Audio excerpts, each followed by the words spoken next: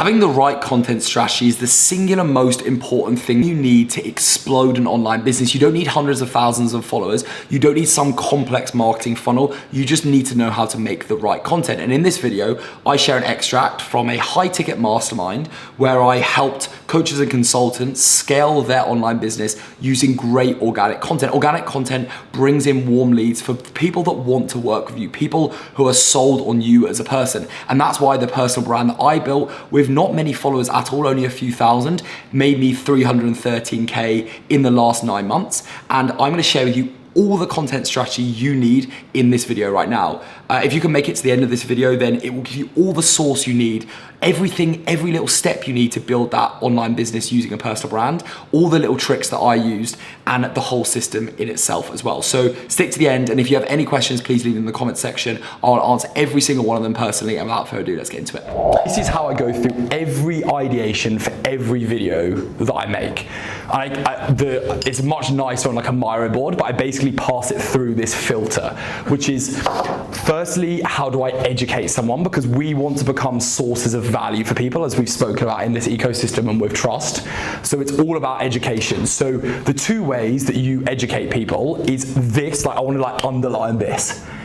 Every single video that I make, it has one distinct, clear problem that I'm solving. I can verbalize exactly what that problem is, and that is like ICP problem, very specific. If I often ask people when I'm reviewing videos in my community, I ask them before I review them, I just say like, what is this about? What problem is this solving? Because if you can't tell me, then it's a wasted video. Like, what's the point? You're not adding any value to someone because you're not solving a problem. The next thing about that is like, I could go and tell astronauts how long they could survive in space and give them nutrition advice, but like, I have no authority to speak on that subject, right? So problem is only combined with what authority you have to speak on. So why are you the person to solve that problem? And this is the biggest imposter syndrome that I see people facing is in authority and content. Like, I shiver at the fact that I put money on my story. Like, I hate it so much, but every time I put money on my story, we book in another like load of calls. Like, it's just like, because that is what my ICP needs to hear from me as authority. For all of you around the table, it will be different in terms of what that authority piece is, but you have to ram that down people's throats that you are like authority, because otherwise everyone is fucking yapping on social media and no one is actually adding real value. And the one thing that I tell people when I'm reviewing scripts is that authority is not coming quick enough in the script. You should always give people a straight up reason straight away why you are someone who they should listen to. And I guarantee if you've done it, you should do it more. And if you think you've done it, you should do it more. Like, it's always just more. And it's an imposter syndrome thing, but people sleep on that. So you're basically, the best exercise that I have one video module that everyone has said to me. I think courses, like, people don't really watch courses apart from one module that I have in my course, which is called Advanced Ideation, and everyone comes back and say they've watched it 3, 4, 5 times. The reason it's so good, I believe, and from what I've heard from feedback, is the exercise that it gets you to do at the end, which is you write 50 bits of authority down and 50 problems your ICP has, and all you do is you just combine them. I watched this today. Yeah, very good. It's like that. That is the only way you should ideate your videos, is just literally problem plus authority. And man, you can get the roguest like problems and authority pieces. Like, I once made a video which is like, I don't know, it's like my diet and how that has to do with the fact that I've got good at like consistency and that sort of thing. But if I'm talking about consistency, you guys are like, all right, he's talking about consistency. If I say I've stuck to the same diet 50 days in a row, it's like, oh, okay, this guy actually knows what he's talking about with consistency. So every video I think about is just, how can I combine problem plus authority? Any questions on education? I've got a question. Right, so where I'm coming, obviously I've had a fair bit of success on the agency side. I've done some bits on personal branding, but now I'm going after coaches, consultants, I guess agency owners. I have this like imposter, it feels like I'm starting over again. So like when I spoke about like, I don't know, get 8 million in 8 months for a client, it feels so far removed from the ICP that I'm going after.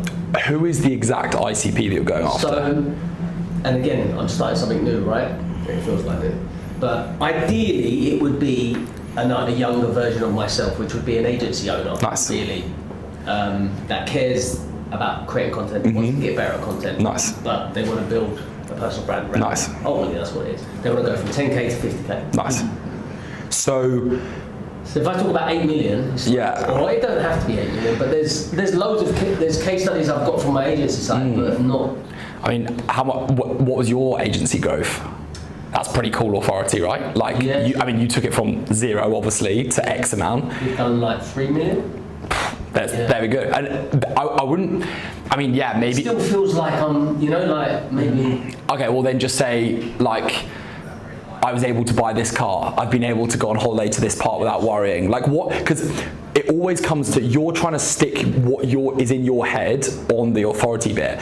But just think about what problems do your ICP have, and then what is your authority in that problem? Yes. And is their problem, I don't know, maybe the agency owners, they want to start an agency and they're in a job that they hate and they want to start that agency. So it's like, I've never had to work a corporate job that I don't want to, because I started this agency. Massive authority piece. Yeah, even like going in Bali, when I moved to Bali for a month, working from there because I was able to get performance deals. But that's all off personal brand. Yeah, exactly. So that's all their dream, right? So I'm trying to think about a way that I think about this is like, I think fairly similar niche actually between yourself and I think, okay, I've been able to make 4 hires in my business, which is cool, but no one of my ICP, at least a month ago, none of my ICP were interested in that. It's not flex, like people don't care about that. What they love is the fact that I can move to Bali, I can buy things that I want to, that sort of thing.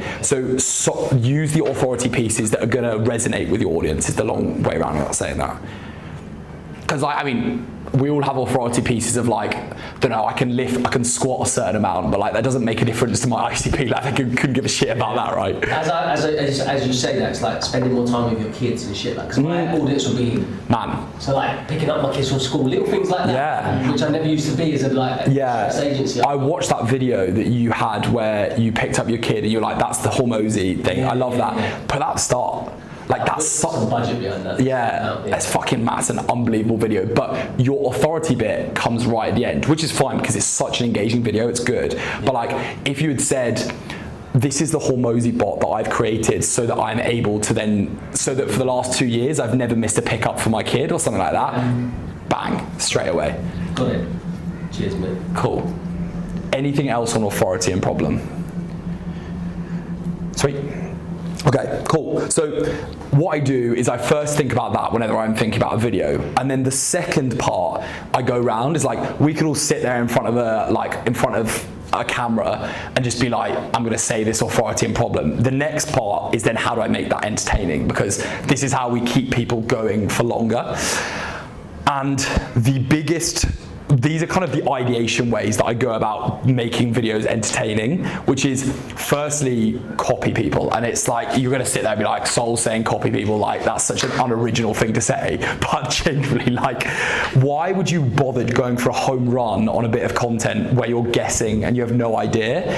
Go and just copy other people's reels, because when you put your own stamp of authority on this, it will be so far removed away from the video that you once saw that it doesn't even matter. So I love this idea of copying, because I just think like, I'm trying to think of some of the videos that I've made that have been, so the best story I tell about this is, the story that made most of the video that did most of my sales was my like leaving 9-to-5 job video.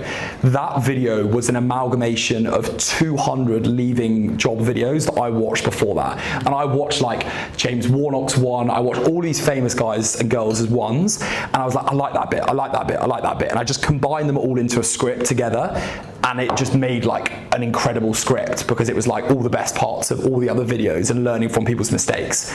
So that's why I love copying. I'm so for that. And then the other thing is like, this is a bit intangible, it's hard for me to say, but like full on creativity. Like sometimes just go for a walk and just be like, I'm gonna make a video there. Like, I'm interested, how do you come up with the Hormozy one? It was Sunday, my missus had just told me off for working on the weekend. And I was like, fuck, why am I actually creating content? And the truth is, I should, a lot of time you create content, you procrastinate at the time you should be doing it, and then you have to do it like last minute. That's what I'm like. So she basically, that's how that came up, and I was like, right, how can I angle this? I was like, well, I'm sitting here beating myself up about not spending time with my kids. That's the angle. Fascinating. Yeah. So that's that's intangibly a very hard thing to operationalize, right? It's so hard to say how to come up with that. I'd say it's like, I mean, you've obviously developed a muscle, and I think that's the thing with everyone is like, just view your life through a creating lens. Like, we're all fucking influencers at the end of the day. Like, we are all creating content, and just thinking like, oh, that could be a good video idea, that could be a good video idea, and having like I don't know if it's by the Creative Art, the Creative, Mino always told us about it, the Creative Act. Rick Rubin book. Yes. And he's like, just create like a capture for all of your creativity, so that when you have an idea, you store it in like, I call it spam ideas on my thing, but like, it's a really good way to keep content going. So many of your stories, because that's one of the ones I struggle with, is putting those stories in. And come up with something crazy creative. Yeah. Like those kind of like stories, it's just copying images. I really fucking struggle. So interesting. A bank of them. I need to do this. So interesting. I'm gonna go and copy it. And it's the way to do it. And like, yeah, exactly. Just copy it. Like, that's great. And I'm always doing the same. And I think I just think it's the way to do it. Like, why home run it when you can just copy someone else's idea? It's usually like midnight. I'll just have an idea. And Exactly. I've got a shortcut on my phone that takes me straight to like the idea. So good. So good.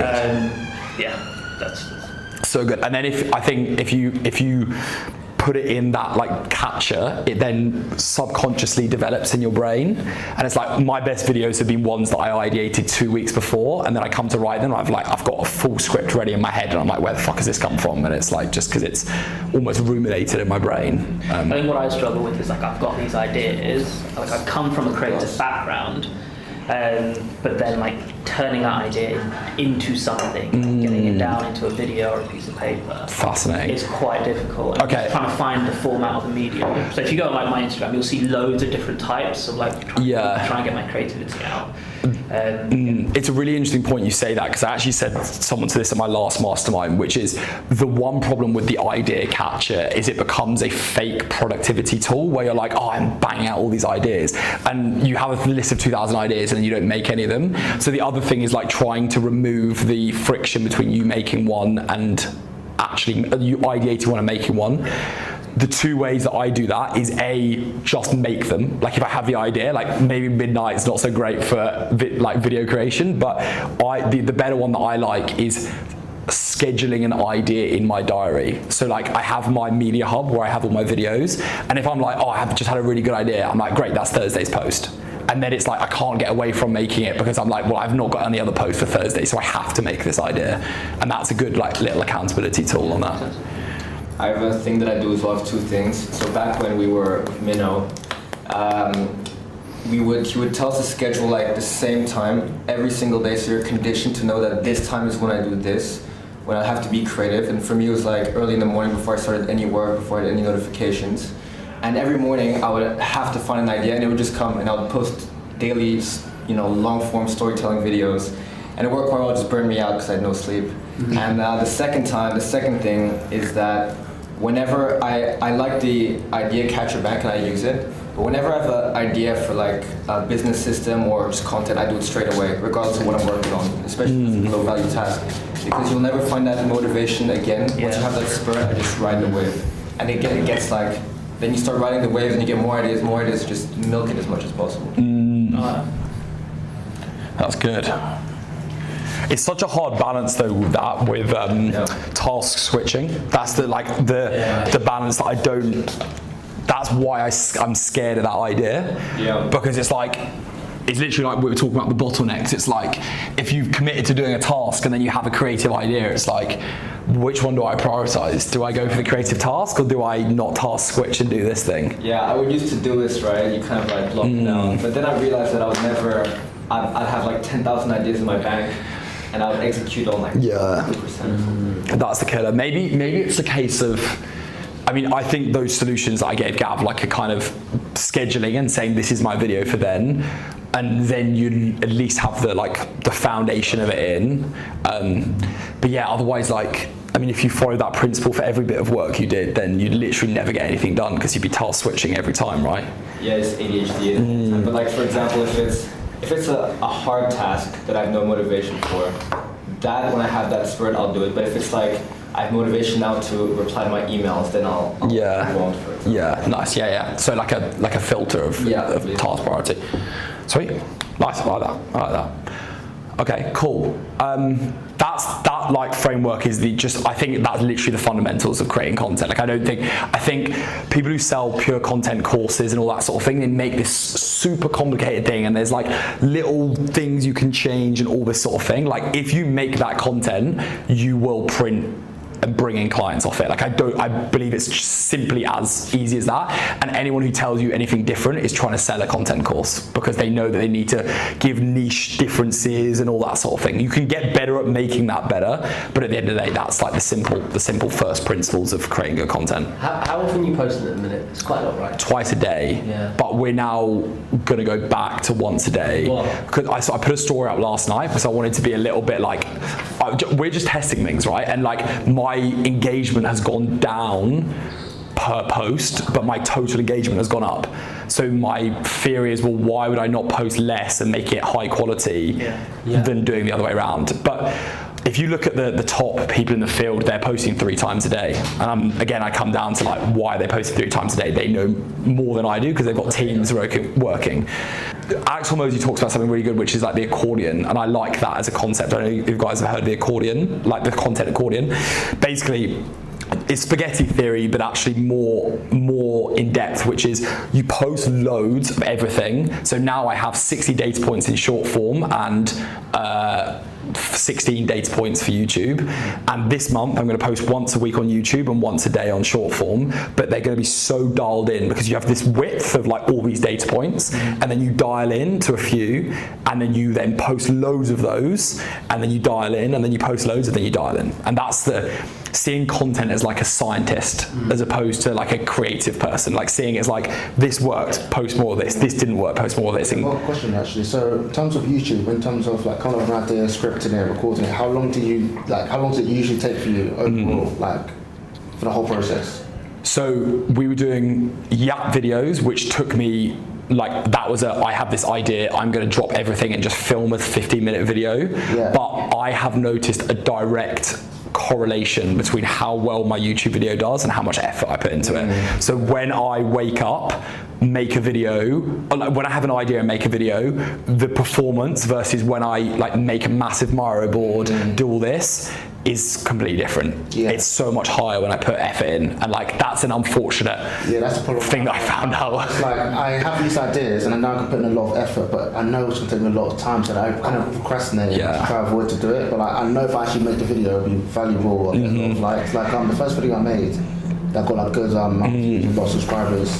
That took me ages to do. Like it was a 40-minute video. Yeah. It was worth in it, but so I'm just trying to find a balance between having a good idea but not spending like a long time making it. So YouTube, you should, because on short form your video disappears after a week or 2 weeks, but on YouTube your good video in 2 years time will still make you money. Like Iman Gadzhi's VSL video is still making him like millions, and it's like he posted that 4 years ago. So that's how I reason in my head. I'm like, for short form I actually don't want to spend too much time on it because it's like it will just go and you just get lucky. Whereas if you make an unbelievable YouTube video, it will continue to sell people for months and months. It's evergreen. So that logic I've only learned through testing, through literally testing and working out that putting effort in, which is fucking annoying. Like the more effort I put in, the more the video does well.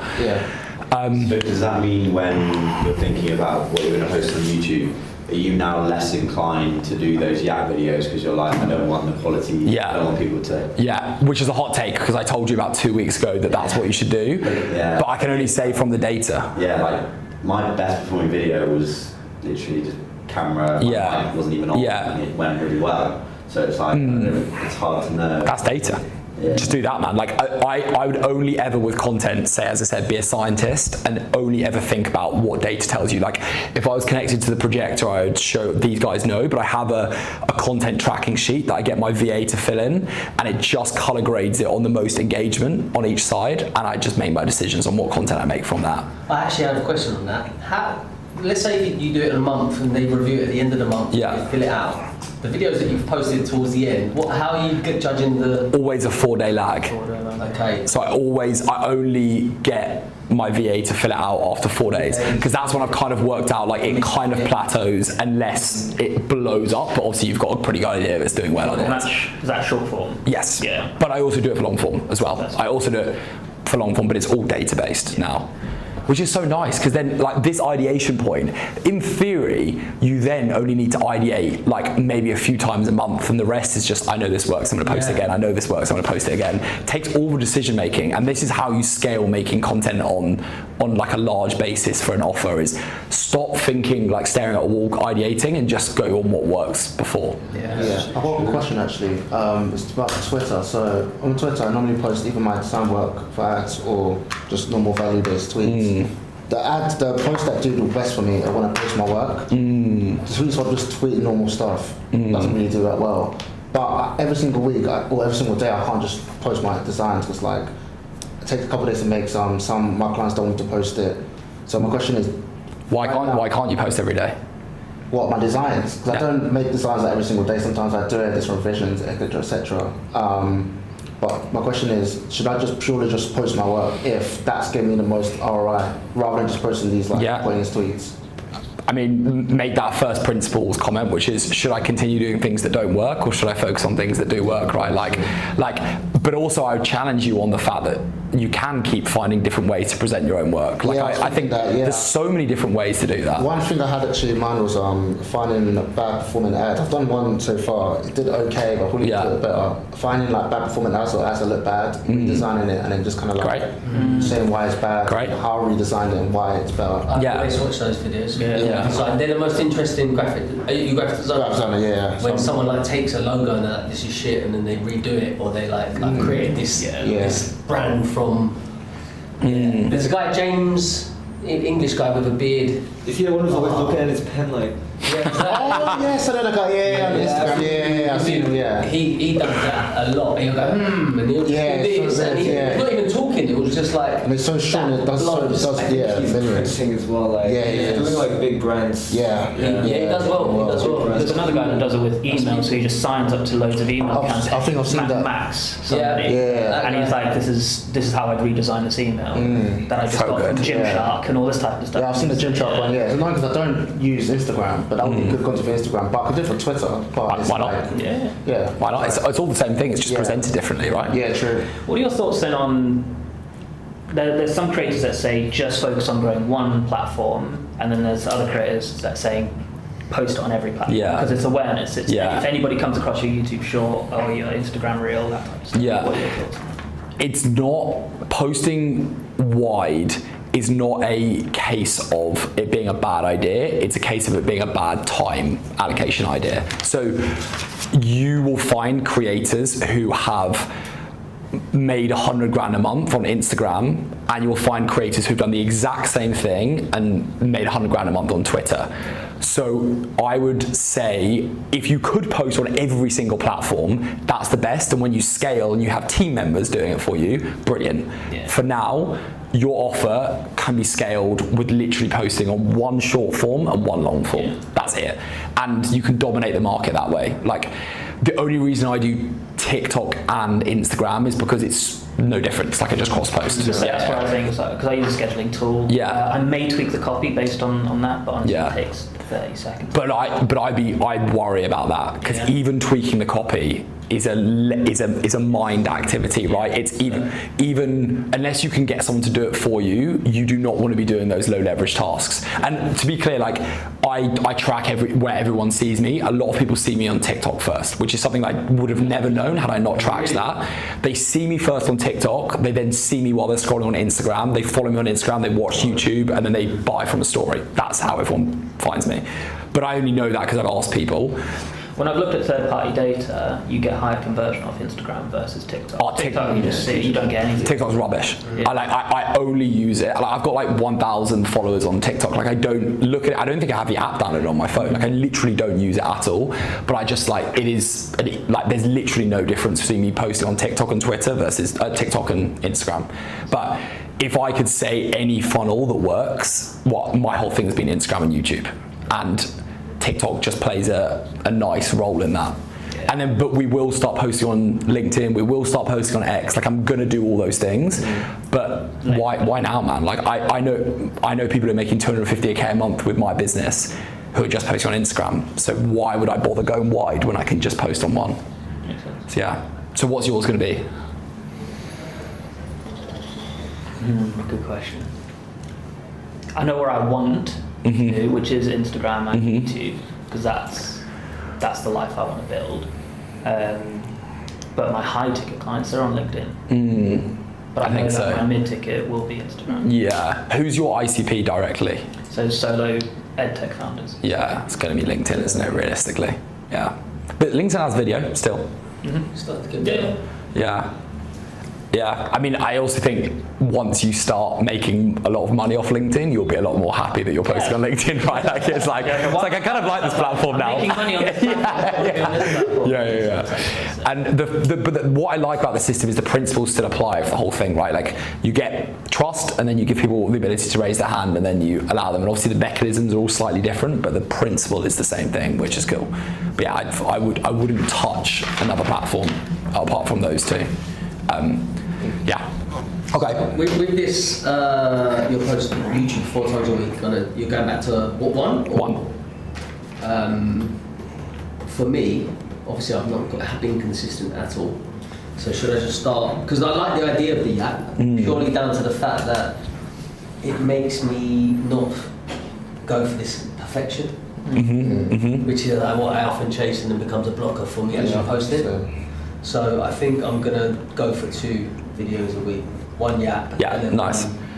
One that's a little bit more high effort. I love that. And that's why everyone who's in my community, I tell them to do yaps to start with, is because I yapped my way to being able to do one take value videos. Yeah. And that the authority that one take value videos do for you is incredible. Like if you see me explaining a complex funnel without a single error in me speaking or a single edit, the difference between that, I think psychologically, versus someone just having edit, cut, mistake, all that sort of thing, like that person could be reading a ChatGPT script for all you know, right? Whereas one take is incredible, and that's what those yaps allow me to do. Like if you can speak, it's public speaking, right, at the end of the day. When you're doing your value videos on YouTube, how do you make the value videos entertaining? I know you have Miro boards that are engaging, but like, is there anything you've learned from that? Where it's like, okay, this one did well, this one didn't, what was the difference? The concept of like dopamine is really important in that. Like it's, again, first principles of it is like the Miro boards. It's like why Miro boards work a lot better than whiteboards, and I never understood that because I always thought that if I was on a whiteboard, someone thinks this person is making this up on the spot, so why would it not work? But the reason is because this looks fucking boring, whereas like a Miro board where you've got colors and screenshots and like all this thing, it's more interesting. So I'm still passing it through that filter of entertainment, but with a more like dopamine focused approach. And then it comes back to psychology. Like I'm thinking, I don't know if you've watched my videos where I encourage people to keep watching. So about a third through, I'll be like, you're smashing it watching this, by the way. At the start of my videos, I'm like, if you can't sit through 20 minutes of value on this, like all that sort of thing. And like those psychological bits are the ways that you keep value entertaining. And how do you, because I think one of the biggest things I struggle with is I'm not creative in stuff. Like on a Miro board, I can't be asked to like add photos, it's just long. I just don't know how to make it look pretty, look good. So do you just copy other people? Like what? I absolutely hate it as well. I mean, the good news for you is we're building a full Miro board template for you guys. So we've got that coming out, which someone's working on. So that will give you a load of like options on that. But the way that I think about it is I try and conceptualize what in my head it looks like. I don't know if that makes sense, but like in my head, even being able to like draw this, right? Like there are probably 100 different ways you can draw this, but then I'm like, okay, in my head, it's like this ecosystem, people are in it, like they're going around, like what does it look like? And then I just put it onto a Miro board, and I always bias action with making those sort of things. So I'm just like, just gonna put things on a board and just reorder them.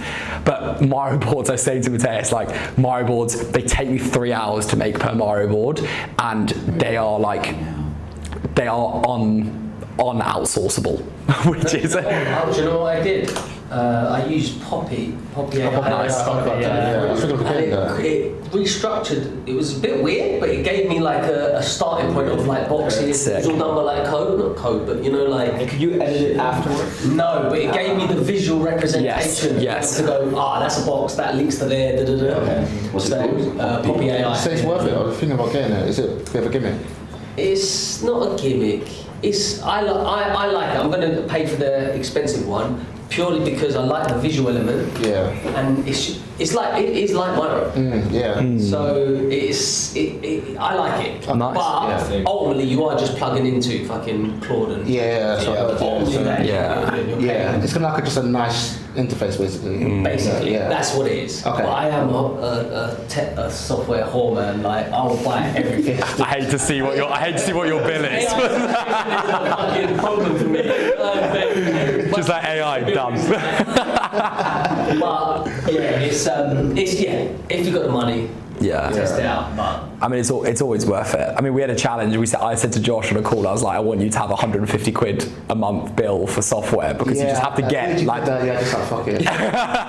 it's really good for like copying. So like you can get sold stories, put them all in there, and then link it. I heard it's good for like ads if you get like different stats. It's brilliant for ads. So that's the reason I want to get it. So I can just make ads quickly because that's my bottleneck a bit. Is just making ads quickly because I'm a perfectionist. I end up just like taking too much time. So well, definitely buy it then. But it's definitely. I mean, if it gives you inspiration, this is why I think ChatGPT and AI is great for ideation because it just gives you a non-blank canvas, which is the most important thing. True. I don't like but then I would say the mistake people make is they use it as their ideation and they use it as their they'll use that board and like the problem is that is the direct correlation I found between if anything's easy on YouTube it's likely not to do as well, whereas like it's just ridiculous whenever I've spent longer on a YouTube video it always like outperforms the one that don't. I don't know what the first principles idea behind that is, but it's probably because it makes it more unique. True. Yeah, but that's something that frustrates me, but I've just seen it, which is why I'm going down to 1 a week and making it unbelievable as opposed to making 4 a week where I feel like, was it me just being lazy and just saying like with a Yap video, like it's just easier to make? True. But again, my best performing video, which has done like 25k on YouTube, is me going around the streets of London yapping. So I don't know, maybe what do you think about, because you know we're all pretty early in the YouTube, I guess you are as well, like getting content out there so that people go on your profile and they're like, okay, at least he's got 50 YouTube videos. What if it's like quality? But if someone goes on and just sees, okay, he's got 5 YouTube videos, this guy doesn't he hasn't been around long enough, you know? It's an interesting one, but I would say like I've seen multiple people who are making very good money who have, I mean, Sam Millsop, who's making 350k a month, has 4 YouTube videos on his profile. And all of his reels are just him just like talking. That's what I mean, right? Like, he does like Snapchat quality stuff, and he's got 4 YouTube videos. His videos like very, very long. Was it like 10 minutes? No, as in he hasn't done YouTube basically. He's got none. Yeah, but so as in he's done 4 videos, but like he made them like 6 months ago. They're all, and I would say every belief that you have within that is limiting. Probably it's like you can't just crack on and do that.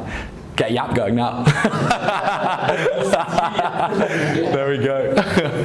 So yeah, that's, I would say, but then also it's asking why are we using YouTube videos, because I actually got challenged on this the other day because someone was saying you don't make any top of funnel YouTubes, or I don't really make any top of funnel YouTubes because I generate all my traffic in my short form and then I just send people incredible YouTube videos. I changed that over the last month. Incredible, self-confessed incredible, but I changed that over the last month to try and like broaden. I just don't think it's made that much difference. So I have a question. So your YouTube is not meant to be top of funnel. It's meant to warm the existing people you get from your IG. No. Sorry. I was gonna ask. So like in my case, let's say I'm trying to reach out to the high-profile coaches. How does that work? Am I still trying to get volume via my Instagram and then CTA to my YouTube? Or am I trying to then get YouTube to be my top of funnel? Great question. So this is where my advice differs on what people are, because you've got to think about like who is consuming your short form. I think like we said this, right? That who is people consume short form, especially Instagram and TikTok, when they're like scrolling, they're in monkey mode, they're not interested. that works very well for your offer. In fact, it works brilliantly for your offer. But for you, like, is a 50K a month business owner going to be deep scrolling, or is there going to be a lot of them, or are they going to be looking on YouTube being like, I've got this problem, I want to solve it? Yeah. I hypothesize that it's the latter, which is why I would focus on YouTube. Yeah, and I'd just use, and I'd CT it to my Instagram, I'd just use Instagram as like an activating mechanism. Correct, like a landing page. And I would like, if you have the time, I'd chuck a few like videos on there just to keep people like interested and reminded of who you are, but like I'd focus completely on long form. The one change that I would do for my whole business and my whole journey is I would start long form first and then go back to short form. And if you think about it, every person you know who's doing 100K a month or more and is very successful, I think probably 80 or 90% of them have big YouTubes. And the rest of people have done, and maybe they've started short form, but I've just met too many people who have 10K YouTubes and no short form presence and they're making 100K a month. And I'm like, I'm just doing it the wrong way here. Yeah, I think I agree. I want to ask Danny as well, like do you get most of your clients from like short form videos or? What, in the agency? In the agency, was that like? Dude, I've had 5 clients in my agency.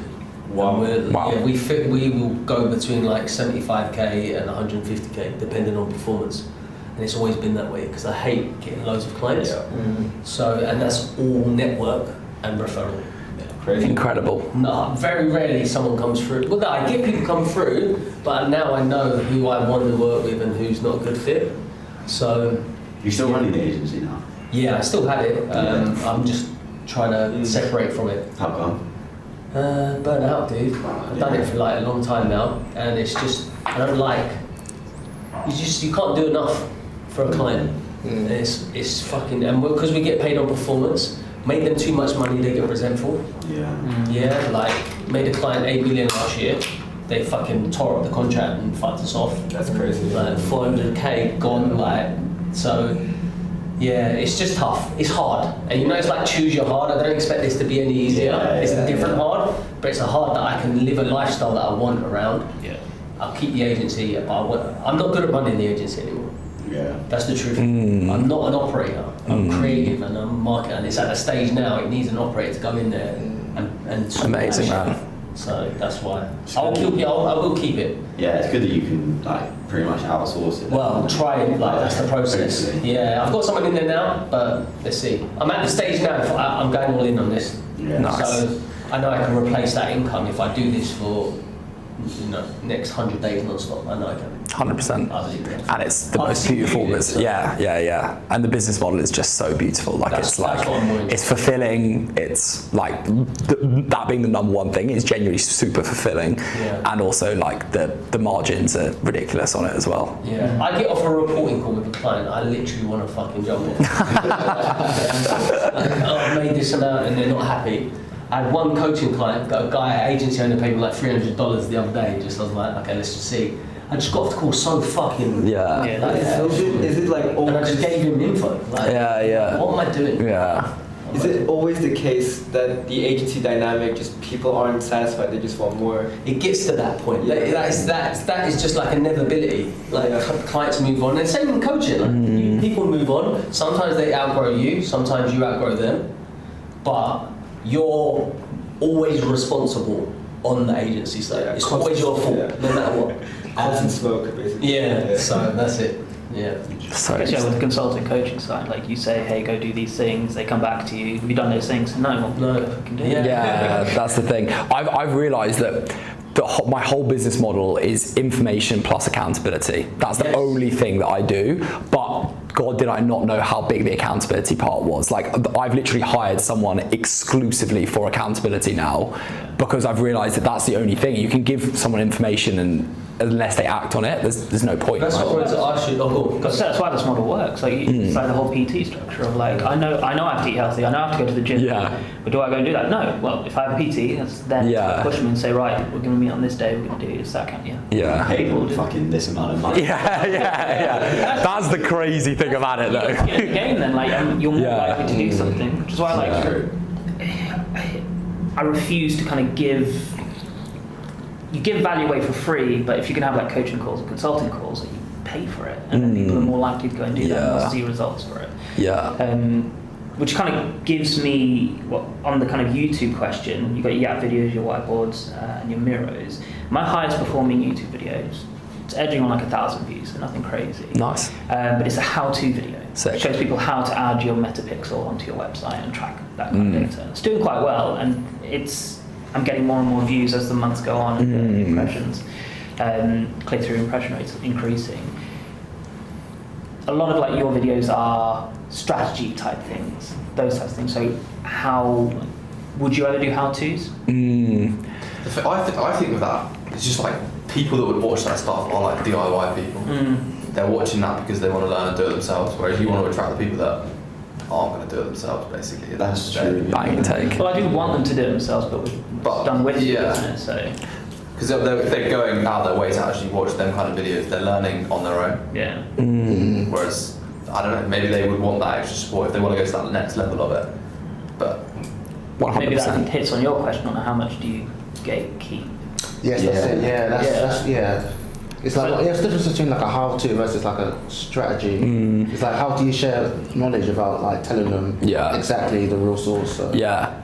Like the framework, sorry, just quickly on that one, the framework that I use for that, which Will taught me, is like wow, not how. Yeah. So you give people the like, oh my god, this is incredible, but you don't sell the implementation. It's the information implementation. There was a guy, I forget his name, so he said something similar. It was like you show them what to do, when to do it, and why to do it. Yeah. And then they pay for you. Yes. On how to. Yeah. The thing is, people don't, like, you can give away all the free value, but then, like, even when I signed up with you, it was like, I knew the value was there, but then you don't really know what's behind the door of the money, and you assume, okay, if I'm going to pay like whatever 8K to join a program, I assume there's going to be more information. But then once you join, even if there's not as much information as you thought, it doesn't matter because now you're in and you've got the accountability and you've got the WhatsApp and everything else. So it's like, okay, like, because as I've said to you, like, the course stuff I don't really watch, but the group calls and you and messaging you, like, that's where it's like, okay, that's why I pay. It's like support mainly. So how do you keep, we talked about the open loop, because I have a bad habit of over-explaining, like I assume that the person doesn't get these technicalities, and I just get so into the weeds of like, you're going to put this gatekeeping condition over here so that the lead doesn't go to the, like that bullshit that no one really cares about. But are you selling them for you? Yeah, I am. But it's still them, like, it's like the DIY approach, right? And they'll get everything. Yeah, they're just buying the solution, right? Yeah. So do they care about how you do it? No, they don't care. So like, I shouldn't get into it. I need a... Is it the thing that you sent me? Yeah, basically. It's a component of it. Yeah. That I did a bit well. I didn't get too into the weeds of it, but you. I haven't watched all of it yet. No worries. But like, like keeping that open loop, right? That's the main thing. But I think that open loop thing is slightly different to what you're talking about, which Morgan has just hit the nail on the head, which is like, it comes back to the first principle, which you're not understanding the problem of the ICP who's coming on, because you're not selling people on how to do it. You are literally selling people on why to do it. You just need to show it working, dude. Like I think who did you post? You post something. This guy. I want one of those. Yeah, it's cool. Actually, I'm not ready yet. Actually, I'm not ready yet but it made me want it. Just knowing that. What was it?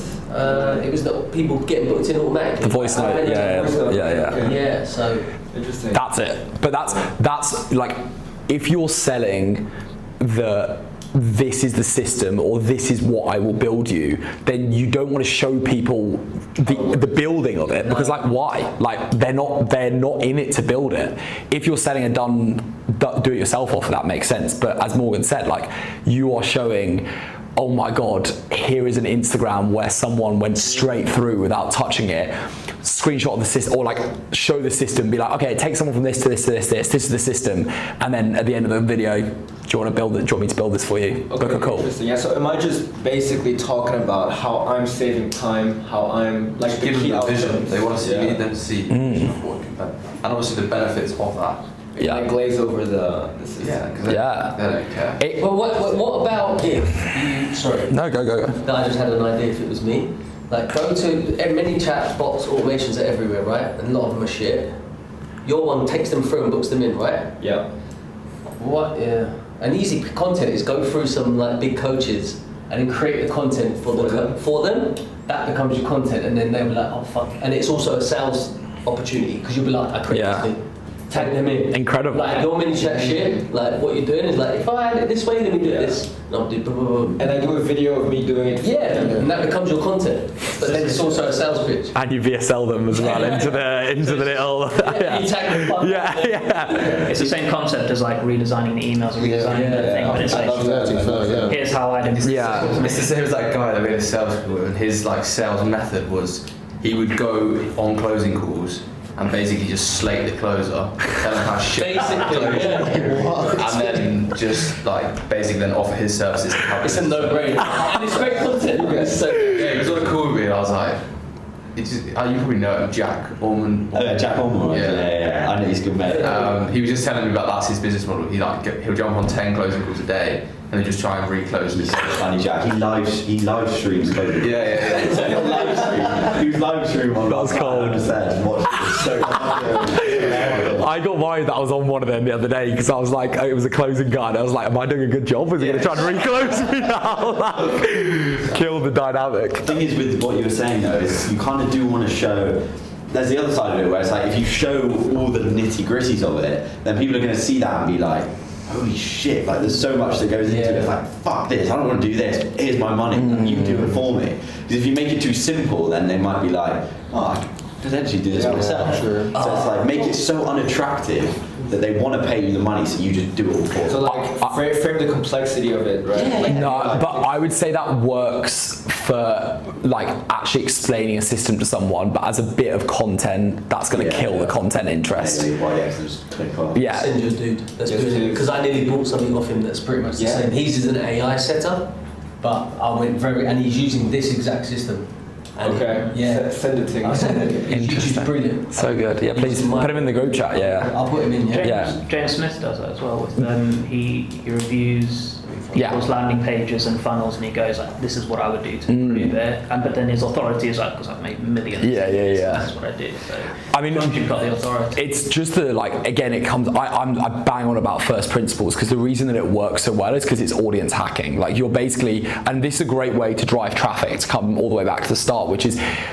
We do, like none of us in this room have the authority to compete against James Smith or Alex Hormozi, but what gives us the authority is Danny making a video, or gives us the audience hacking is Danny making a video where he includes Alex Hormozi as the guy in the video. Because as soon as you start using a video with Alex Hormozi, it's like, oh, I know Alex Hormozi, I've consumed hours of his content, and now I'm going to watch this video, and all of a sudden I'm in your funnel now, right? It's mad about it. That AI that I created, it's actually made me do this. That's why I stopped my series. So good. I've done a series I created an AI for Alex Hormozi that's going to help me run my business for the next 30 days. I started getting deep with this thing. Obviously, talking to me like, you don't want to be an agency owner. You need to. No way. So I will create content off of it, but also it then edifies the AI. You're getting taken over, man. Be careful. How often do you repurpose content? So this is another thing we've changed maybe in the last week. Is when you mean repurpose, you mean YouTube to short form, right? No, it's in old content, reposting content. Not repurpose, reposting. Regularly. Okay. 3-month buffer, 2-3 month buffer, and very, very regularly, because it comes down to this mindset, which is if you have a reel that does well, realistically it's going to 95% of people who have never seen you before. Yeah. All of this is eyeball stuff. Like it's just, it's a good idea, it works, just keep doing it. I must have posted plan A, plan B like 100 times. One of my friends, the guy we're in Yuki with, he has things that are normal in his 20s and that bangs, and he literally has posted that maybe 450 times. And it's the concept of it is like, it doesn't matter because you're generating eyeballs. And then as Ben said, trial reels, that's worked incredibly well. I haven't got it on my Instagram. you need 1,000 followers. I haven't. You need 1,000 followers. I had it and then it disappeared. Yeah. But I mean, Dan's got about 56,000. Yeah, That's interesting. the problem with my Instagram is that when I grew it, it was off the back of carousels, design actually. I Dane Walker just to create carousels. So a lot of my audience is people in like Africa, India that were graphic designers, not what they admired what I was posting. So actually, I don't know how. I do get a lot of engagement still, but I would say the majority of that audience is. Yeah, it's a frustrating thing. Like it's definitely, but it's unsolvable unless you start a new account. No, which I did try and I thought. Nah. I think it's fine. Like I mean, Connor, who we know, like I asked Connor about this, and he's built 350k YouTube subscribers, and his first 20 was about Minecraft. His second 20 was about like Earth 2, and I asked him about this, and he was like, "Mate, it's just rubbish. Just keep building the account." If you built 100,000 followers on one niche, and then you were like, "I'm going to completely swap niches," that makes sense. But like if it's in a rough area, like all of those people will be engaging and interested in it, right? It's not like you're not making interesting content for them. Well, Connor's account first started with him just doing flips and shit. Yes. Honestly, it was, and it's the same one. He's delisted. Yeah. But now he's just ever so slightly changed it. Yeah, it's incredible. Yeah, you know what he's doing. Nice. So it's bad. Good question though on the repurposing. Like this is one of my shifts now. Is I want to shift to long form, and part of like what I've taught in my full-time role way back when was you take long form, you repurpose it into shorts, and then it's your call to action is if you want to watch the long form, just come through that. Nice. Is that what you're going to move into doing now? Or? So I am moving away from, I was doing 4 YouTubes a week. I was splitting each YouTube up into 5 shorts and just mass going. Engagements plummeted from doing that. So I am being ultra selective on the long form that I moved to short form, and instead, so I had one reel which I repurposed but put a load of B-roll over, and that did like 250k, and it was niche, so that was good result. But in general, most of those, they're just not good enough quality, right? Like they don't tell a story, they don't have a hook, the hook's not good enough. Like it's in my view, is me being lazy, and it's like the long form to short form works if it's a great quality clip that you can get. And the way that, lastly on that, is the way that I did that, which worked really well for me, is I used to make, like, if this was my long form script, say like it was a listicle, so I had like 3 parts, when I was scripting it out, I would literally script hook plus body plus CTA, and then get the editor to take this part out, and then just do hook plus body, hook plus body, hook plus body. And that was how I made my long form script. That worked so well because then I have really good quality shorts within it. That's how I was thinking about it. Yeah. It's like create the long form. Yeah. But 5 to 10 shorts within it. And that works. What doesn't work is like a yap and just cutting it up. So that's how I started doing the viral ones, and that is incredible, but obviously it's more effort, but that's why it does better. So like, for example, when you go to like a podcast studio or something, like you did Bali with Callum, he was just asking you questions, and now that's basically that framework. Body. I try, this is like a big muscle that I'm trying to work on, but when I do those podcasts or when I do long forms, it's to try and talk in short form. Like it's so weird, but I will try and, like, you've probably seen it, like I try and deliver a really powerful statement straight away and then go in like thing, and it like sounds so weird in conversation, but now, like, I did a few podcasts just before I left Bali, and I got the clips from them, and they are all perfectly short formed because of, like, I'm thinking, how can I edit my voice, which is such a, like, it's a muscle that you have to develop. I think since I started posting twice a day the past couple of weeks, I've seen the same, like, engagement's gone down a lot. So but then it's balance, right? Because you want to get more posts out, and you don't want the quality to plummet. It's just a case of auditing and going, right, these are just terrible. Like, getting anything, cut them out. Make more of them. Good stuff. Well, what's great is by doing 2 a day, you're collecting data points. Sure. So literally just go through the content system sheet and go and look and just see what's done well, and just focus on like the top 25% or 30%, and then ignore the rest and make those really good. And that's the way that I'd run that.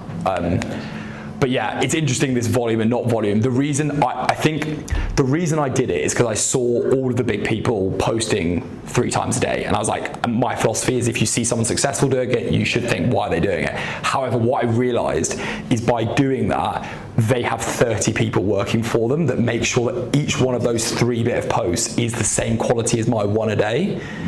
And that was the problem. Yeah. It's like I was just spouting out shit, basically.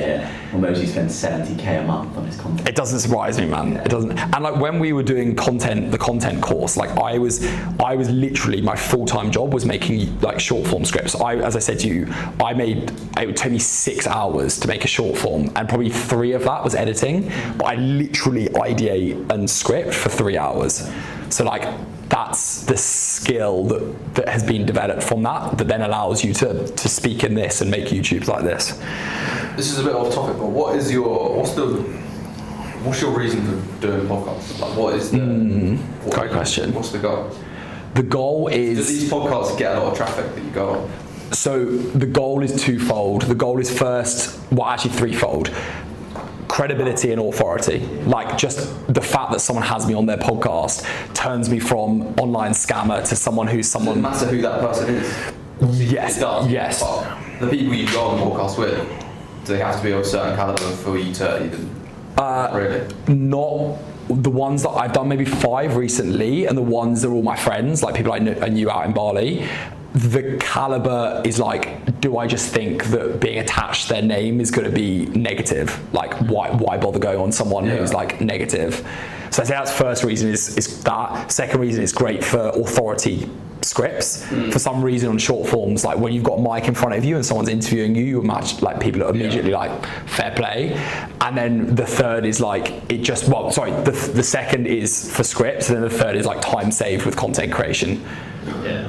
So there's no actual benefit in terms of you're not looking to get anything out of that. Yeah. That podcast, per se. If you post, what I find a lot of people doing now is they're posting and like linking their accounts together, so you get their reach and your reach. So that gets a part of awareness. Well, I think that's literally what I do it for. Is that first piece is like, if someone sees me on a podcast, then immediately they have an option to build long form trust with me and listen to me. And I've had people who say that they listen to me on another podcast and that's why they're here, because they first saw me on that. It's someone else posting about you, so you get a whole fresh set of eyeballs on you. Yeah. So I think the reason, and like again, maybe the fourth reason is all of the big people are doing it. So it's like, why would I not be doing it? Like everyone you see right now is jumping on podcasts. So it's like, maybe it's gone, but at the same time, it's such a popular thing to do. It's like, okay, why is Alex Hormozi jumping on 2 podcasts a week? Probably something worth looking into. Yeah, and it's like the whole 7-hour thing. Like if someone's got an opportunity to watch you for a whole hour, it's like that's a 7th done. Or they only need to watch you a bit more before exactly. From you. And fun fact, I actually have a podcast which has done like 65 episodes myself that we do weekly, and that's part of the top of my funnel. Like I don't drive anyone there from my audience because I don't think the quality's quite there yet, but like I definitely have people who listen to that. We get like 100, 200 views an episode, and that definitely helps build like credibility on that. Where is it? Where is the podcast? It's called The Path Less Chosen. It's like Apple, iTunes, YouTube, and we do that. Just another array, and like I've completely outsourced all of the work apart from just sitting on the podcast. So it's like an hour a week, and it's pretty fun. It's with one of my mates, so we do that. It's with someone. 100%. And like I don't want any effort into it, so I've got like VAs and all of that sorting the whole thing. One of the people I used to work for as a closer, it was like an Amazon coaching offer, and there's 3 founders, and 2 of them went on a podcast with a company that it's called Helium 10. It basically like all Amazon sellers use it. So they went on the podcast with the owner, and then literally so much credibility straight away because they're then linked with these people who everyone uses, everyone trusts them, and they got shit tons of people come through and buy that. They have like their record month just because they're on a podcast with these people. I think that's like undervalued. That my old sales coach who I signed up with, he did like a joint sort of venture with a guy who sold trading coaching. And basically the whole deal was the guy would say, right, trading's great, you can make lots of money from it, but you need consistent income. Sales is a great way to do that. This is my mate Connor. Class. They would go in through the funnel. Connor would give him like 15%. Genius. And he got like a shit ton of people coming through that funnel. Genius. And it's like, it's the whole trust thing. Everyone trusts this guy was called Dan, the trainer. Everyone trusts Dan. So if Dan then goes like, "This is my mate Connor," everyone trusts. Yeah. Like I said, you're literally getting all of those warm leads planted into your lap. Yeah. So it's like just thinking about it that way is more funnels, more trust. Or like it's just that and spot on. I think podcasts as well, because they're like high quality. Like this guy called Jude, who's in the sales space, wasn't selling anything. He started a podcast with another guy in the sales space. They would do podcasts every week. They talk about controversial stuff in the sales place. And just because they were on a high quality podcast, he then started his coaching a month later, literally hit the ground running. Yeah, I can imagine. So I think he did like 40k his first month. Crazy. And it's just get on them. Yeah, I mean, you can employ people to start getting you on podcasts. Like it's we get approached all the time by like podcast agents, all that sort of thing. But I mean, you and Harry did one together, which is interesting. Like just a yacht with I did one in Bali in that like villa, and that works so well as well. Yeah, literally just and also from the viewer's perspective, when you see a thumbnail, it's like 4K camera, super well designed background and studio design. It doesn't matter what you're saying; it just looks professional straight away. And back in the day, I remember there was a trend on TikTok and Instagram where people would do fake podcasts. They would sit on a studio and just talk to themselves. Somebody was there. And those videos were just going viral because you're not alone in the room being a guru trying to yap to somebody. You're just having a conversation. And just like something psychological to it that adds so much more authority. Yeah. So let's all just sit in the room. It's like, so funny, isn't it? Sitting around. So good. Okay.